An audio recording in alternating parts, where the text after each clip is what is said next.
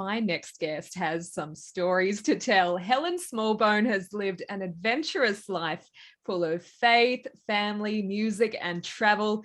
She's also a mum of 7 and a grandmother of 13. And among her flock, there just happened to be 3 internationally renowned Grammy Award-winning Christian artists, one of her daughters, Rebecca St. James, and 2 of her sons, Joel and Luke Smallbone, from For King and Country. Helen has written a book about her experiences called Behind the Lights, The Extraordinary Adventure of a Mum and Her Family. Helen Smallbone, it's such a delight to be with you today. Oh, Jess, thank you for having me. It's pretty wonderful. I am just trying to get my head around how you have managed to find time for yourself, let alone to write a book with everything you've got going on.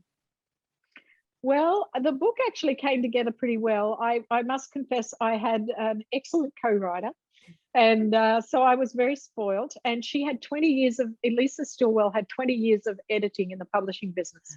And so basically she took my story, we talked it through, she transcribed it onto the computer, and then she organized it, if you get what I mean. Like, I edited it down, refined it, put pieces together where they needed to be.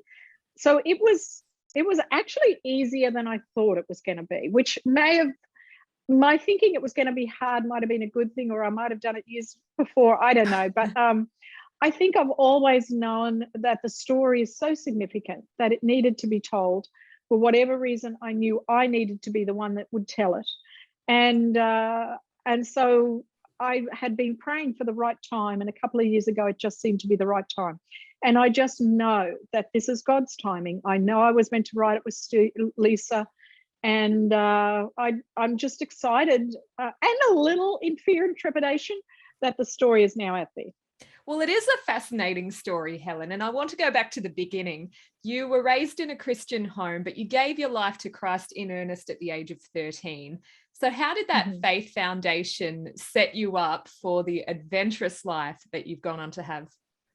Well, Jess, I think what set me up even more than just coming to Jesus at 13 was the fact that I grew up as a PK. I grew up as a pastor's kid, and grew up in a parsonage. And I think I always really quite enjoyed that life. I mean, the parsonage is next door to the church, you know, the offices in the parsonage. We're sort of the secretaries answering the phone. It was very hands-on for all concerned. And I think that's what I was imagining all my life might look like, you know. And then, you know, obviously life doesn't always turn out the way you think it's going to. So when I first got married, you know, David went off to work for nearly 12 hours a day, and I was like left alone, home, kids, whatever. And I was thinking, wow, this isn't all it's really cracked up to be. Like, because I was used to us walking life in that parsonage together as a family with my dad, and I was thinking that that's what our own home life. So in a way, once sort of the adventures started happening, it sort of fed something in me that was a good thing. Because the normal traditional life, I don't know, it just didn't seem to grab me quite so much. Yeah, that's fascinating, Helen. You know, you've come into your married life with a growing family, and things haven't turned out the way you've expected. And then during the course of your husband David's work as a concert promoter for Christian music artists, a few curveballs came your way. Things went a little bit pear-shaped on the work front. And in your book, you describe a number of closed doors, followed by one very daunting open door. Could you tell us about that, what it was like to go through that level of uncertainty with 6 children and then baby number 7 on the way? It was definitely like a crazy time. We'd been in concert promotion. David got into Christian music in 1977. The first concert that Rebecca, who's our first child, ever went to was as a babe in arms to a Larry Norman concert at the Sydney Opera House. So we were living Christian music right from its early days. And then when we lost, the first door that closed was we lost $250,000 on a tour. And we'd lost some money before, but you know, you don't lose that sort of money and know that this is going to be a major life change. We then had to sell up or our home. We had to sort of, I don't know, look for something new. He did have another possibility, which was to actually, he had a record company at the same time and was distributing international music into Australia. And he thought that the record company that he had, it had the opportunity of continuing to record praise and worship music, which we all know praise and worship music out of Australia has had a unique worldwide influence. And he had started recording that, had done two recordings with a local church there, and that door closed. And they decided that they would bring that back in-house and they didn't need him. That happened on his 40th birthday.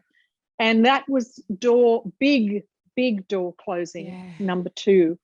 And then the third one that happened about a year, about a year later, was he was looking at maybe coming over here to set up a record company and management company for a Christian artist named Carmen. And we'd toured Carmen quite successfully in Australia. We had a good relationship. And Carmen actually bought our tickets to come to America in 1991. We were due to come in about April. I think it was in March that Carmen said, I don't need you. I've heard that with you losing all that money, that it's probably best I don't associate my name with you. And that was door closer number 3. And at that point, we were, that was the real curveball, because it was sort of like he had something else in the background, and that was the last door that was like, okay, I don't know what we're going to do now.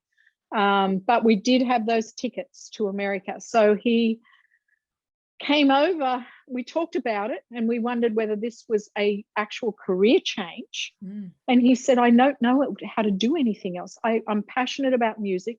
I'm passionate about Christian music. I've tried secular music, and for him, that was a dead-end thing. He wanted what he was promoting and marketing.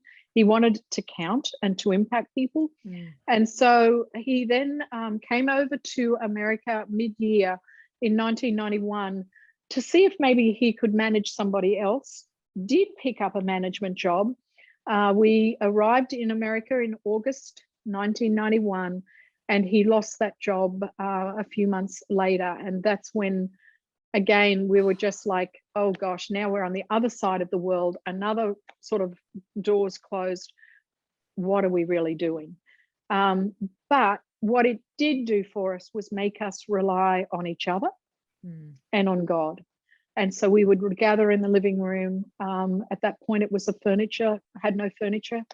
And we would pray. And that's when we really saw God lead us, little tiny steps by steps, and provide for us in miraculous ways. Yeah, you do talk about some of those great instances of providence in the book. Could you share one or two of them with us?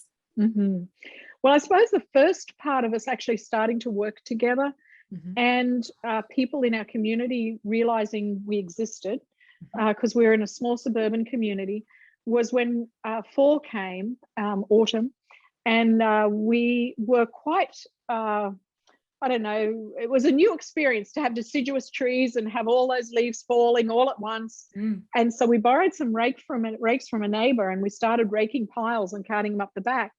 And as we're doing it, and we must have looked quite the sight, because here's me, 8 months pregnant, 6 kids of varying ages. Just the number of kids would have been, quite interesting apart from seeing me. Yeah. And then neighbors would come by and just say, hey, you're doing such a great job. Are you interested in coming on down to our house?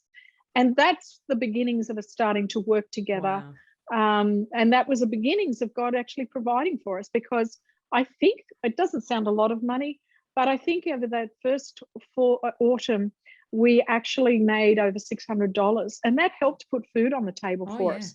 So, it was a big bonus for us.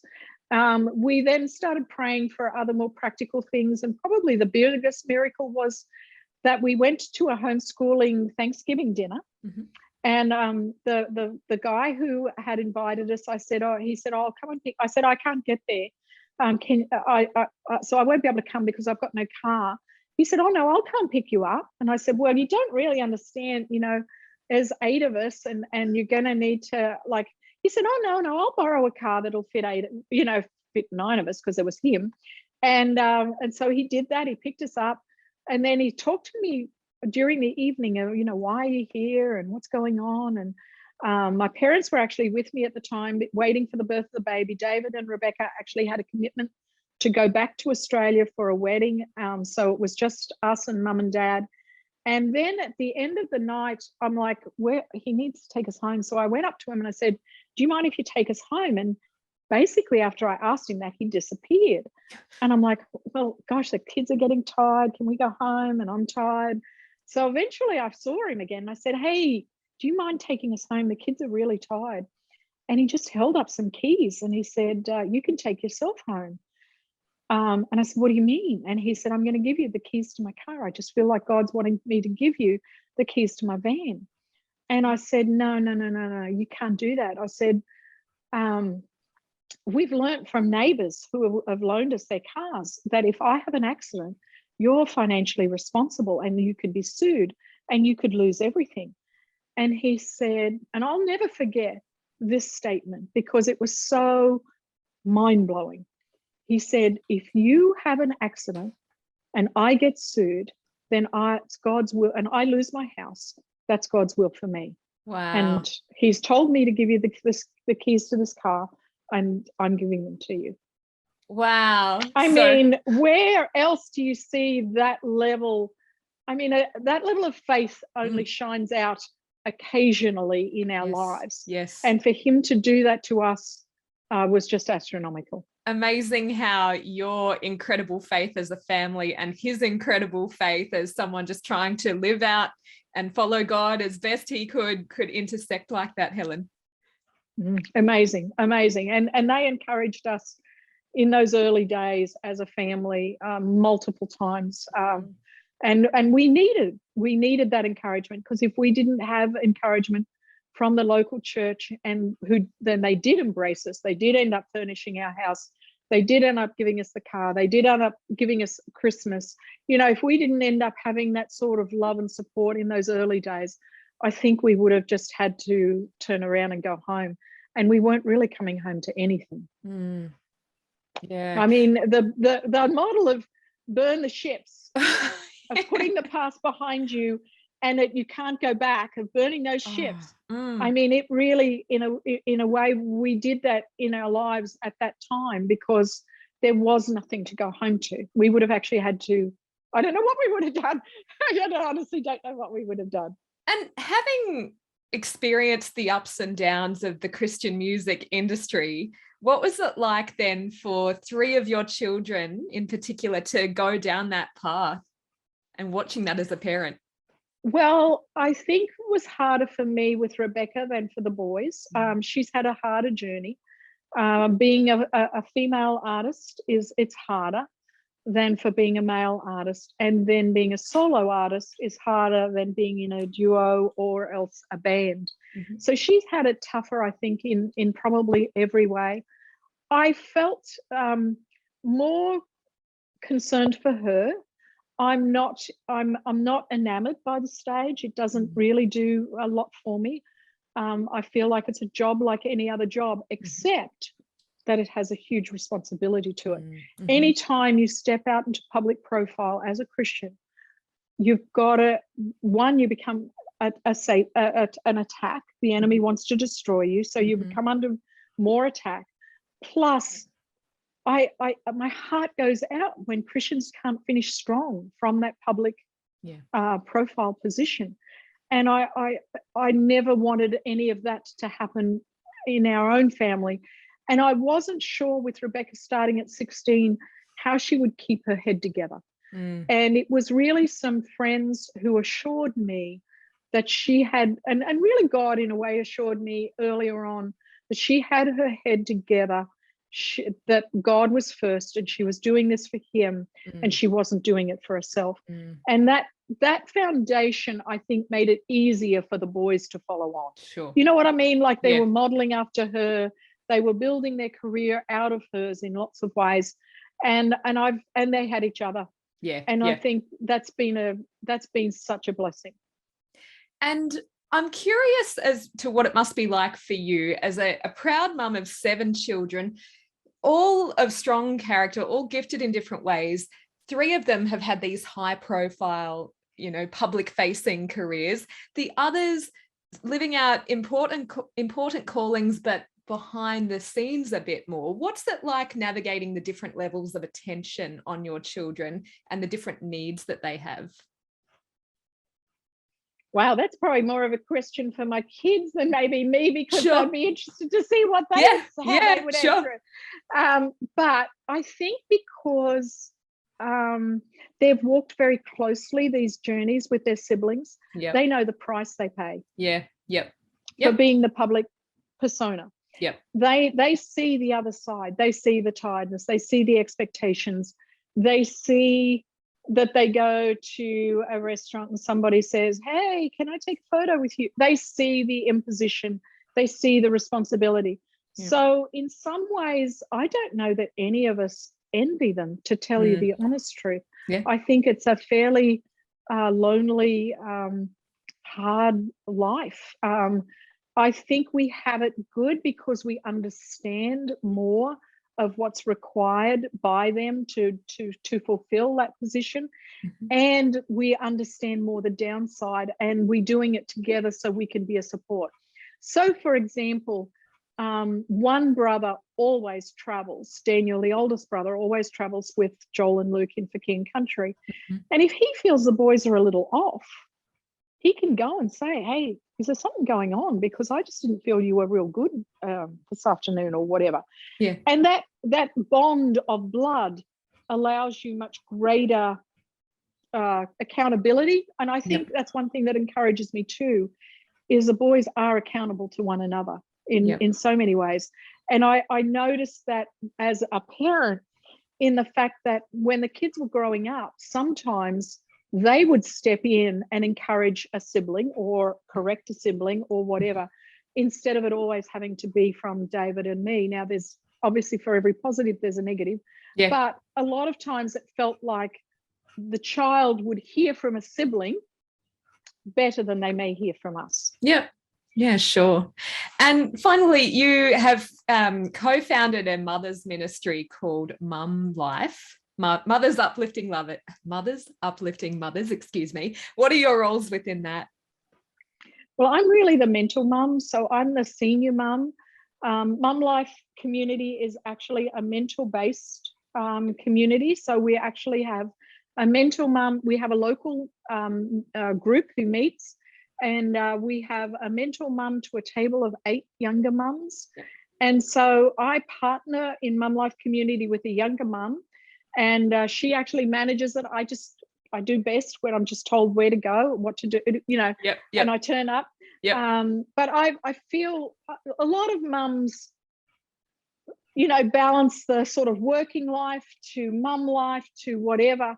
I've been totally focused on being a mother for all my life until this last 10 years, when I've actually started investing back into the church, back into local ministry, and then now into Mum Life community that has local chapters, as well as we do a podcast with Access More. So that my passion is the family, is motherhood. I know that the hand that rocks the cradle is the hand that holds the world of tomorrow. And so I want to encourage mums in this season of my life to keeping on, to continue to be strong, to serve, knowing that they're making a difference. And I just want them to know they're prized and that they're seen. And if this book and anything that I do can encourage them on that journey, then God willing, I'll be there. Oh, that's beautiful. Helen, I could talk to you all day. You've got so much wisdom to share. How can people read your book? Currently in Australia, I believe there's been about 500 copies being sent over, which is possibly not very many. Otherwise, I know that it is going to be released and it's on a ship going over. And I think it will be released July the 1st, but it will be available in Coorong. Oh, wonderful. Well, Helen, all the very best with the book and everything going forward. Thank you for talking to me today. Helen Smallbone, a beautiful, beautiful time with you today. Thank you so much for having me.